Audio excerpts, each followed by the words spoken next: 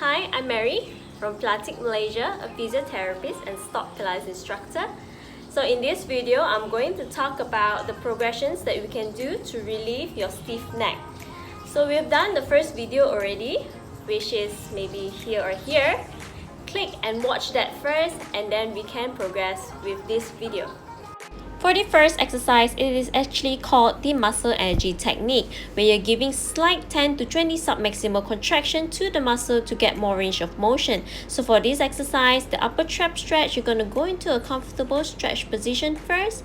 Remember, the head is pushing against the hand for 10 to 20% contraction only. Hold there for 5 to 10 seconds, relax, and then go into a deeper range. You're going to do this for maybe 5 repetitions and then change sides. Remember, the shoulders do not shrug. And do take note that after every repetition, do try to get into a deeper range of motion.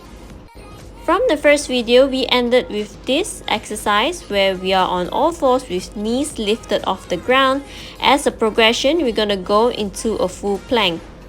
Make sure that your head is retracted, chest pushed away from the floor, lats activated, and your shoulder right above the wrist, creating a straight line.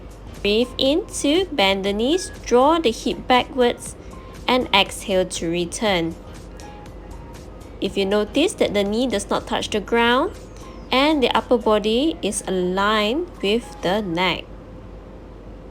So remember that your core is always engaged in this movement, and do not shrug and drop the head while you're doing this movement.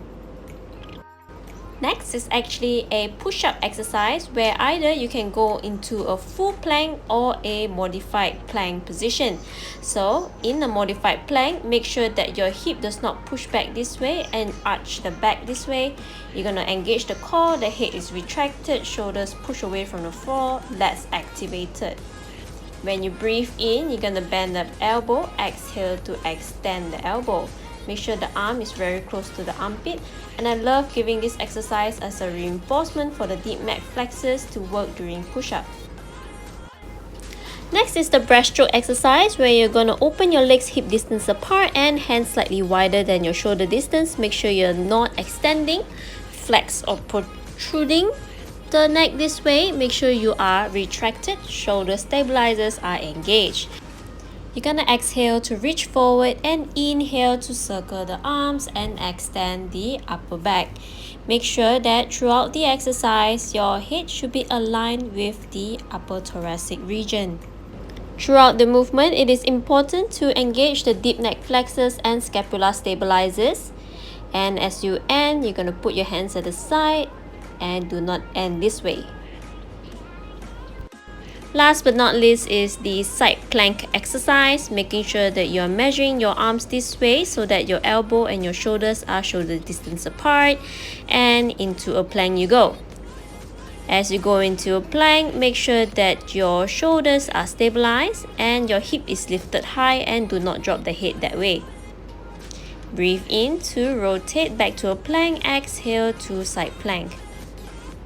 As you can see, I'm looking up towards the ceiling, but you can also opt for looking straight forward if you feel any tension at the neck area. And you also would notice that my heels are just rolling over side to side and not stepping side to side. This exercise requires strong scapula stabilizers, deep neck flexors and core muscles, and as a progression you can go into a full plank on the wrist. And I always say this to my clients: if you can achieve a full plank without any pain or discomfort, you can achieve any of your fitness goals. So that is all for the video. If you have an inquiry, do visit our Instagram and Facebook page. Remember to like, share and subscribe, and most importantly, stay safe. Bye bye.